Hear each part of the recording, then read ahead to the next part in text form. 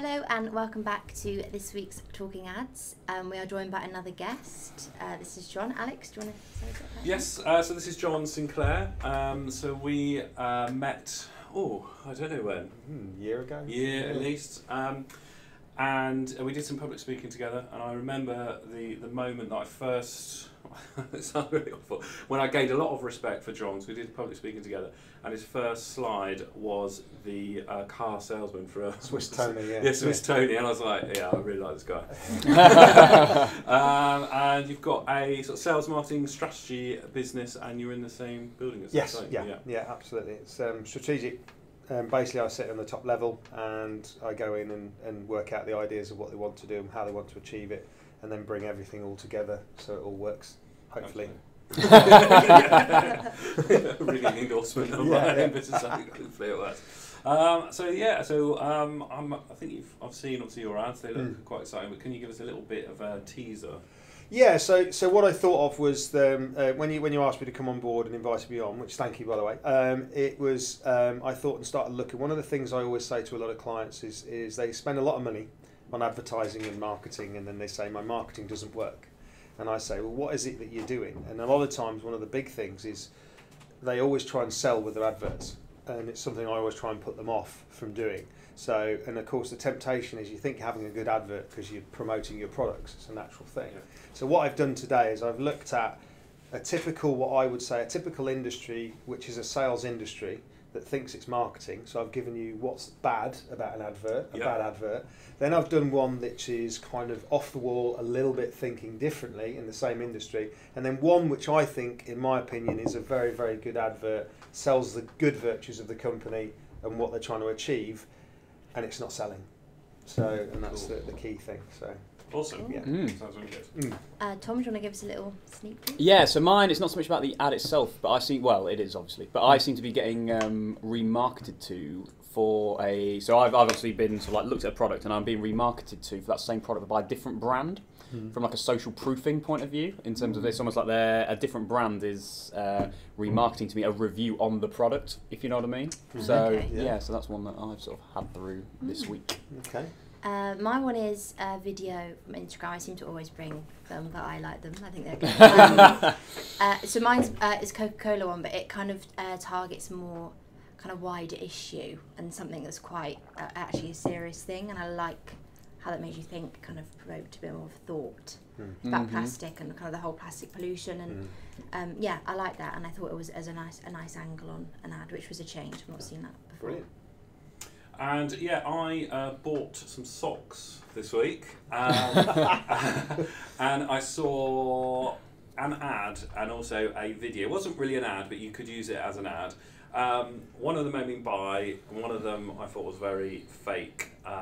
But logically, the worst one should work because it's actually selling the product, and the other one isn't. So I thought it was really interesting, again, that they weren't selling to me, but they did, and I bought the socks from America. Oh, brilliant. When the postage costs more than the socks. So, yeah, that's what I brought. And also, I'm going to hire in someone to fix my chair. It does that very often. So John, do you mind which order it goes in? Because I haven't labelled them. No, happy. Just throw one out there, and we can go wherever. So. Okay, excellent. So if we start with that one, if possible. So this advert I saw, and one of the great things about this is the real estate industry is where we're looking at, in my perspective, this week. And what I saw about this one is it's one of my favourites. Because the real estate industry is very different over there in the US. It's very individual. It's about the person, not the company. So it's very personable. And one of the great things here is that the use of the word grateful, I think, is amazing. It's almost like the reason why I'm grateful to be a real estate agent. Now, it's an advert, so technically he's not your real estate agent yet. But what he's saying, he's grateful. So he's always just assuming that he's there. And then he gives really 3 powerful reasons why he's their agent. And then also he goes for the demographics. So he's got the pictures of the man and the woman looking happy smiles, and the beauty of that, you can then, if you wanted to go to a different market, you could give different age groups. You could even put a family in there to identify with different people. And obviously when we put our house for sale, we always want to see it sold. So it's got the good luck story there. It's not a negative, it's like for sale, sold. So it's already telling the customer or the potential customer that this guy's going to, or this person's going to sell my house, and there's some nice reasons that they can look at. So someone can engage with that and say that's a really, really good process, and think about that they want them to be my estate agent. So so that's that on that one. Yeah, no, absolutely. I love the headline. Yep. Yeah, I love the. So yeah, again, I'm not trying to. You could put that as 3 reasons why I'm the best estate agent. It would come across a completely different way. Absolutely. Saying the same sort of thing. Yeah, I absolutely love that. Yeah, it's something I always say, and it's something I always look at on for instance, on websites.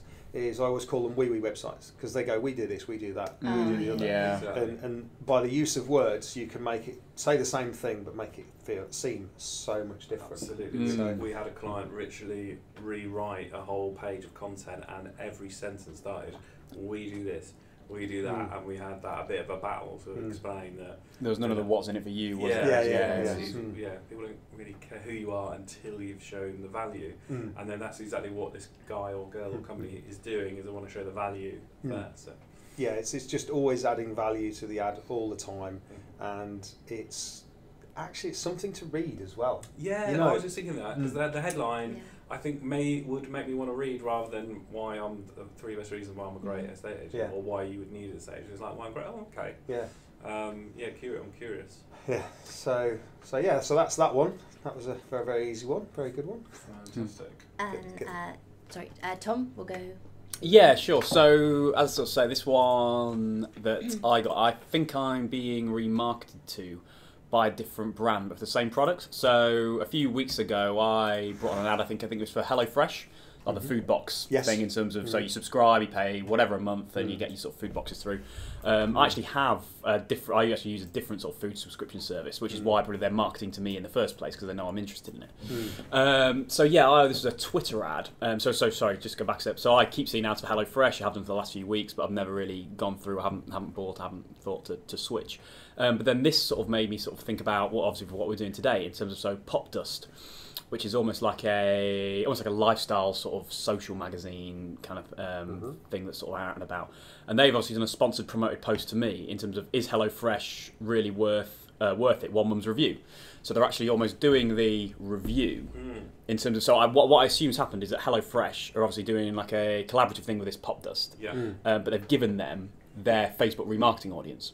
Yeah. So so they know that I've seen plenty of HelloFresh ads. I haven't clicked because I haven't been that interested. So they thought, okay, so we'll come at it from a different view, and now they're sort of marketing to me with a different brand, sort of with the question, is it worth it? One the review, so you don't know if it's going to be positive or negative. It was obviously a positive review when you go through, but it's interesting how they're using the different brand, but probably taking HelloFresh has given them their data to be able to market to me from a different angle, because their current angle isn't necessarily working. So it's almost, they come about it from almost like the social proofing sort of angle to sort of see, okay, does this stimulate a different response? I think one point to make as well, they're not giving data as in... No, So it's clear to people that you can create an audience, and you don't know who's on that audience, you've just got numbers, you know that you've got 10,000 people interested in a certain thing. Yeah, perfectly compliant and everything else. Yeah, so they haven't done anything dodge. But it's interesting... if they have shared that audience. If they have done it, it seems like far too much of a coincidence for them not to have done it. Yeah. So I've never heard of Pop Dust, never done anything with them. Yeah. The only common thing there is with the HelloFresh. Yeah, absolutely. What do you think of the picture? Yeah, the picture isn't at all in line with any of the other HelloFresh stuff. I don't know how I feel about the picture, to be honest. I think it's an odd choice for Yeah. the kind of HelloFresh, their usual marketing. It's more the boxes and the veg and the fruit and everything that goes They with want it. this to feel real, though, because it's a review. It's like they want to. This is a genuine customer review. So I kind of like that they've used a non-SLR type photo image. It's a camera phone to make it feel authentic. It's a proper review. Yeah. But also, the use of the image is very interesting because of the person they're trying to market it to. Yeah. Well, yeah, but then the thing is, they also a busy mum's review of HelloFresh. So I'm not a busy mum. But So they may be using a different image if they're marketing to the female audience. For instance. Absolutely. Yeah, maybe. So what they, I suppose, so on that note, what they could have done was actually almost break it down by the male mums or whatever. Do you know what I mean? In terms of if you're going to like go it down another level, Pop could have. Because obviously they'll know the raw basics of your of you. As Yeah, absolutely. Yeah. So it might be, and it might not be that clever, but that's what I see. It's definitely targeted towards a specific market. Yeah. So Interesting. Yeah. I think the great thing is we don't know how the audience is created. We can only sort of speculate. That's right. Yeah, Exactly. you don't know for sure. That's just an assumption. But I think it probably is a case of using the same audience but with a different brand. I think. Yeah. John, we'll go with your second. Hi. Okay. Okay. So Which one? It's like Yeah. lottery. Yeah. I should have had this ready. So just that's fine. talk amongst yourselves for for a moment. Why did you choose like the estate agent market, or was it? Typically, one of the reasons things is, I suppose in some respects it's quite easy to point at them because they are typically, it's all about sales for them and not about anything else, despite what they'll offer in the industry. And we all have our versions or ideas around estate agents and what they are and what they're not. And unfortunately, they've done that to themselves over the years. So that's probably why it's a troubled market. So this one is an example of what not to do. This is just, on the off chance you like the picture, it's selling, basically. We've got these houses for sale. It's these prices, this is what we're looking at. The copy's dull. It's just 4-bedroom, this, that and the other. It doesn't do anything. To me, it's not engaging. It's an also-ran. It's something I would see in every newspaper up and down the country, every magazine up and down the country, and you just change the name at the top. It could be anybody. It could be anyone. There's no targeted market. There's no idea around who they're trying to talk about. They just basically got a bunch of houses and gone, right, I've got these for sale. I'm going to slap them on there. Yeah. And there's no thought process about who they want to get with, who their demographic is, or anything. It's lazy. Yeah. And uninteresting. I bet if you ask them why have you done that, they'll say that's because what we've always done. Exactly. Yeah. Very much the classic lucky rabbit's foot approach. We'll do exactly what everyone else is doing in the industry because, well, we think that might work. Yeah, especially when house buying, it's so sort of contextual, isn't it? In terms of I'm not going to buy a new house because of an advert. I need to buy a new house because that's the need that I have. It's an emotional purchase. That's right. And it's almost I've got to be looking for that rather than having it pushed in. This is just kind of it is just sort of throw everything out there and see what sticks. And you might be looking for a house at the time of seeing the print ad, but. And I know just a recent experience with a client that we ran a series of Facebook ads and we ran 3 pictures and they were going to bin one picture. It was just a picture of 2 bunk beds. And we realised when we did the analysis, actually that was the most looked at for the house for sale.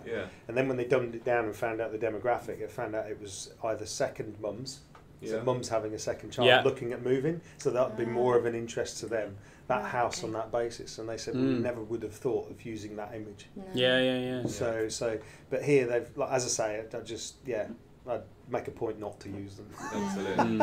I think the difference as well with a Facebook ad like that, you can do a carousel ad exactly the same, and the difference between doing that on Facebook is you would know how many people were interested in X property, like that second one down. Whereas with the newspaper, you can't tell how many people have pressed you don't get anything back from it, do you? That's right. No. So you're not learning anything. The great thing about Facebook ads, you can learn so much if you've got you're on a stage, you've got loads of different properties. And then even which properties are more engaging for a particular audience, like you say. So you can learn so much. Not always using Facebook ads to generate a sale. It will come, but you can just learn so much about which properties you want to try and get on. And as well, this feeds back into the traditional model of where you go into an estate agent and they will sit there and you'll say, well, how much are you looking to buy a house for? There's no engagement of saying, well, what is it you're looking for in the first place? What are you trying to achieve? What do you want? Do you want garage? And then you get a raft of stuff sent to you, which defies the point, really, I think. So, anyway, that was good. So next one is my video ad. But actually, interesting. Last week I brought the Kinder Bueno one along, and we said about I would probably see like another one in the series, and I actually did. Oh right, yeah. And it kind of made everything else make sense. Yeah, so okay, we did wonder, didn't we? I like that one, and I did try to record. I didn't catch it in time on the screen recording, and I couldn't find it again. But it would have been a good one to bring along because I think it was speaking about the adulting thing, and then it did about paying bills on time, which was a bit. But this one's this week. This one was a Coca-Cola one, so Hopefully it won't be as quick as the last one.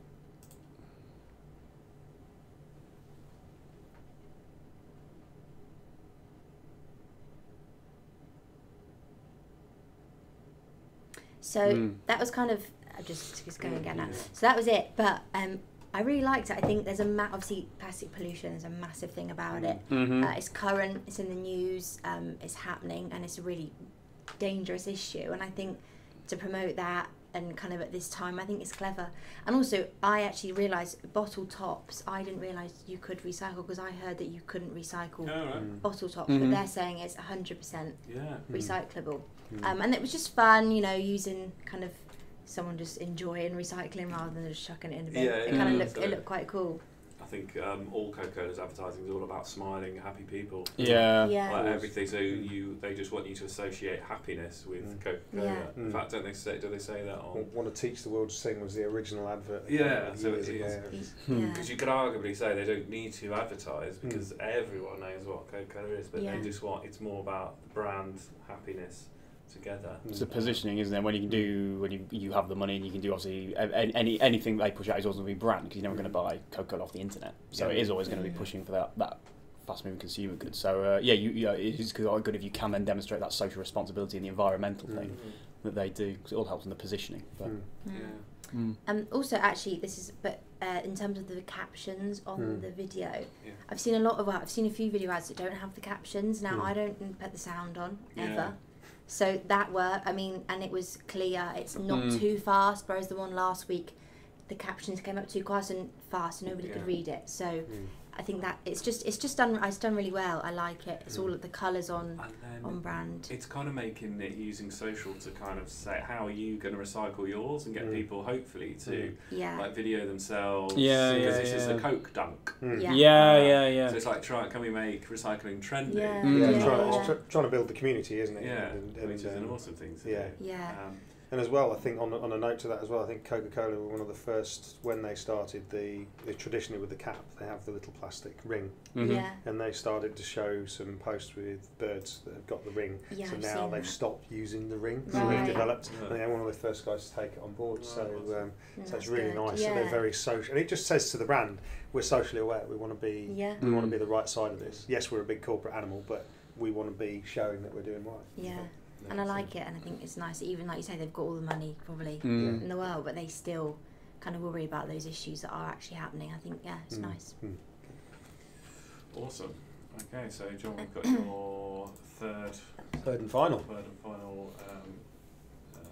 One thing about estate agents, when my next door neighbour growing up, he was an estate agent for ages, and then he worked for a property education company. And I went to some of their seminars back at this, we're talking 10, 12 years ago, doing some photos and stuff, so I got to see the seminar, and he did a bit on what estate agents do, and like which estate agent to pick in the office and stuff. He was telling me all these stories, and he'd say some estate agents would go on holiday and lock the keys of the house for sale that they're working on, so none of the other agents could sell that property while he's on holiday. Old days, so they wouldn't lose the commission. So they wouldn't use the commission on it. So I mean, that's sharks. Crazy. I'm not saying all estate agents like that, but it was very interesting. So this advert here is this the sweet spot for me. I think it's great. It's quickly engaging.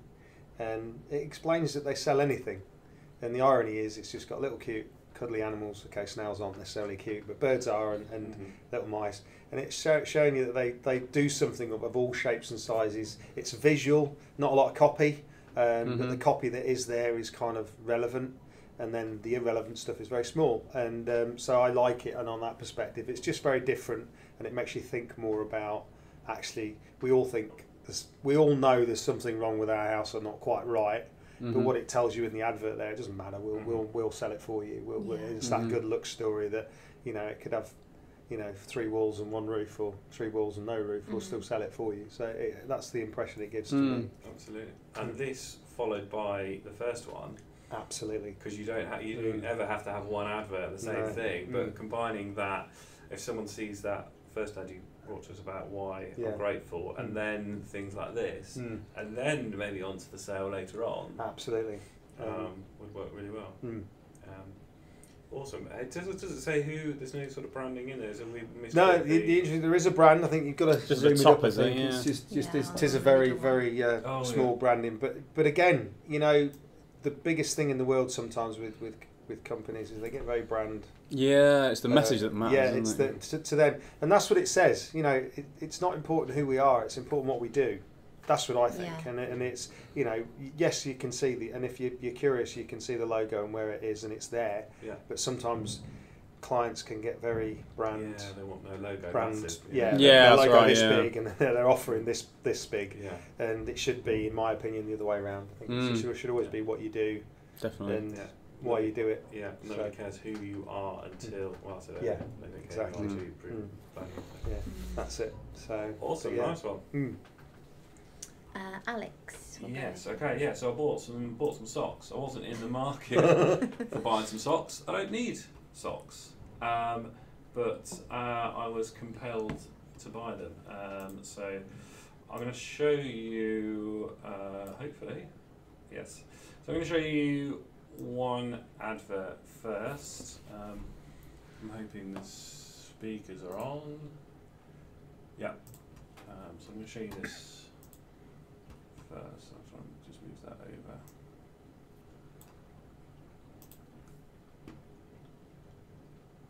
Okay, so there's no sound.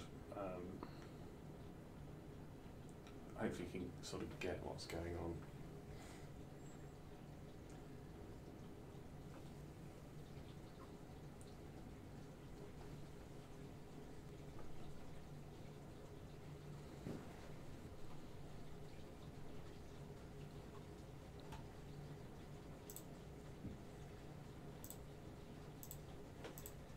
Okay, so I'll actually mute it. Extremely comfortable. They are really, really soft. They feel great. They look great. These are like actually good material. They're not too thick, but they're soft. Comfortability is there for sure. I absolutely love these. You're not going to see anybody else with a pair of socks as cool as these. With these socks, you are definitely going to stand out. These are gonna bring some heavy compliment. Okay, so we'll discuss it after I show you the second one.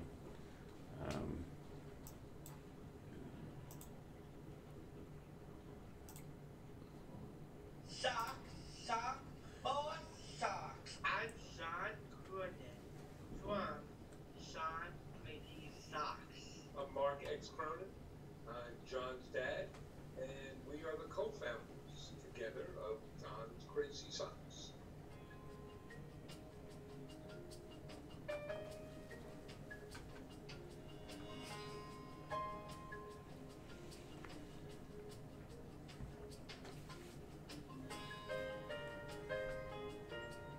Good idea, I'm fun. A fun store, but we never quite figured out exactly what a fun store was. What was your next idea?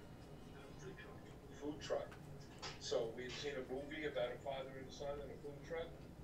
Seemed like a good idea, Yeah. but we had a problem. What was the problem? All kinds of kick high. And then, what did you say we should sell? In next style, I want to sell socks because I want to start at my life.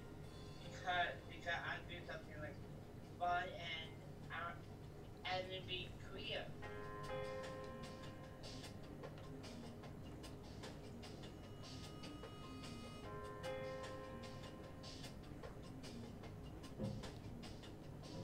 We have no-show socks, ankle socks, crew socks, knee-high socks, above-the-knee socks. We have all sorts of socks.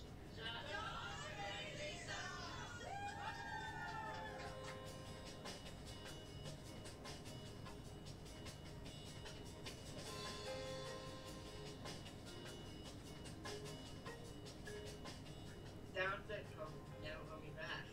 What's spreading having socks? We both are absolutely committed to the vision we have, and we both know we need each other. I couldn't do this without John, probably couldn't do it without me, right? And we're having fun. And we're spreading happiness. What's better than that? Right. Aw, Okay, wow. so yeah, I was maybe because I'm a soppy parent myself, I just found that amazing. Yeah. But all that sort of, if you forget obviously the disability stuff, but donating to charity, you get a handwritten note and some sweets, and he will go and deliver himself locally. And he set up that business because he wears those socks. Those socks have been part of. He's really passionate about those, and I obviously bought into it and genuinely, well, because I've literally bought some socks. But I want to go back to the other one because the other one, logically, these guys are telling me how good their socks are, whereas that one doesn't say anything about how good their socks are. But what I think these guys have done, and I don't want to sort of slag them off at all, I sort of researched on YouTube, they sent it out to vloggers, like a free pair of socks, and saying, can you review them? They've asked people to review it and they've cut them all together. And when I saw it, it just felt so fake. Yeah. It was just like, that just would not happen. Yo, check it out. It Look how awesome these just are. felt really fake to me. Well, it's They stand out. It's that classic paid-for marketing, isn't it? Yeah. So they're being paid. You can tell the doing vloggers, they're not real yeah. people. You Yeah, can, well, yeah. they are, but yeah, you know what I mean? Yeah. You can tell that they're not. They didn't get paid. I don't think they got paid for it, but they got free socks. Yeah, they got so essentially. Yeah. But it just, when I saw it, logic tells me that's a good advert because they're telling me how good their socks are and they're showing loads of customers, happy customers doing it. But it just felt really fake. And the irony is, with that advert, they could have actually just done it with real customers and probably got. That's what I think would have been better. Yeah. The thing is, on their website, they have got a story too. It's two brothers. Yeah. There's a whole backstory about them, and that's what won me over with the original one. It's like father and son, donate to charity, the whole, we want to spread happiness and everything else. I really want a pair of those socks. And that was it. The second advert with John's Crazy Socks, wasn't it? Good name. Yeah, great name. So it does straight away. You're engaging because you're thinking, I want to watch this. I want to see what it's all about. You're engaging with them, and the irony is, you're not bothered what the socks look like. They're going to be crazy, but you're engaging. You want to help John. You know, that's the beauty of it. It's an emotional, classic emotional way. And John doesn't need our help. That's that's the thing. It's not like it's not like he need like they've turned over $1 million or $1.5 whatever. million, He doesn't need my business. No, but I was just like, I want to be part of this little. Yeah. I want to find you the socks that I bought. You'd be wearing them today, Alex. They haven't arrived. Coming from Matt, I don't think it has got a picture on there. They basically say, "I nap. What's your superhero talent?" Or whatever. Yeah. Oh, brilliant. I just thought it was a great story. Yeah, I think I originally saw it on really nice. LinkedIn, and just love that whole. I bought into the story rather than the product. And it's raw, isn't it? It's just them doing it because they want to do it, and you get into that straight away. You know. Absolutely. And I think it's nice to see the relationship, father and son. That And you said the two brothers, were they two brothers? The other people. The other ones, you don't see anything about them they on their could have website. played on that essentially. Yeah. That would have been a lot more powerful than just putting the vloggers up in a montage. She'd always tell a story. Absolutely. Definitely. And then a classic example, I don't know if we've got time, I'll see if we can find it, like the classic Dollar Shave Club. So you don't have to, there doesn't have to be a sob story. It can just be funny or see if we can. I think there's a bit of swearing in this, so hold on to your hats. Hi, I'm Mike, founder of DollarShaveClub.com. What is DollarShaveClub.com? Well, for $1 a month, we send high-quality razors right to your door. Yeah, $1. Are the blades any good? No. Our blades are great. Each razor has stainless steel blades, an aloe vera lubricating strip, and a pivot head. It's so gentle a toddler could use it. And do you like spending $20 a month on brand name razors? 19 go to Roger Federer. I'm good at tennis. And do you think your razor needs a vibrating handle, a flashlight, a back scratcher, and 10 blades? Your handsome-ass grandfather had 1 blade and polio. Looking good, Bob. Stop paying for shave tech you don't need. And stop forgetting to buy your blades every month. Alejandro and I are going to ship them right to you. We're not just selling razors, we're also making new jobs. Alejandro, what were you doing last month? Not working. What are you doing now? Working. I'm no Vanderbilt, but this train makes hay. So stop forgetting to buy your blades every month and start deciding where you're going to stack all those dollar bills I'm saving you. We are DollarShaveClub.com, and the party is on.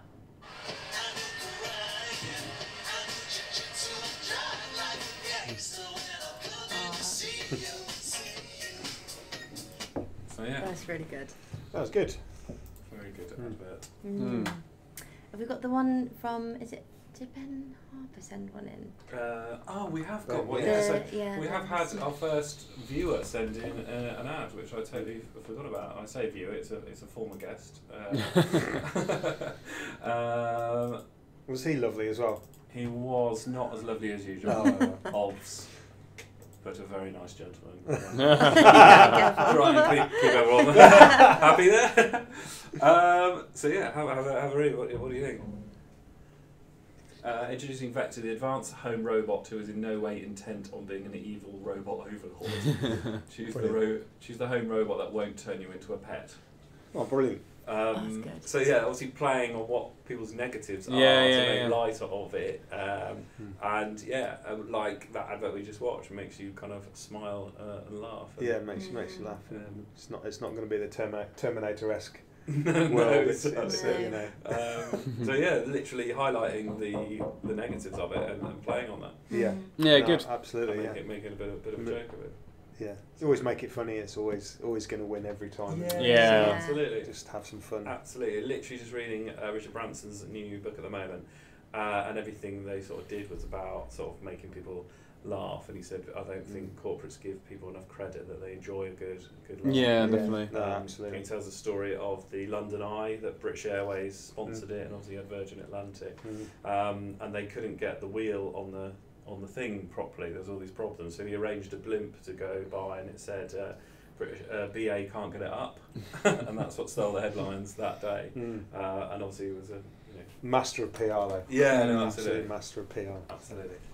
But, Cool. That's it for today's episode. I think we've got another guest next We have week. got pretty much guests for the rest of the month. I didn't check my schedule, so yeah, I know. No It is the worries, it's SEO legend we've been talking yeah, about. yeah, Craig yeah. Campbell is on, I believe, next week. He's on the 10th, if that is next week. Craig Campbell will be with us, and he will be with us remotely rather than in the office. So, but that should be a good one. Cool. Cool.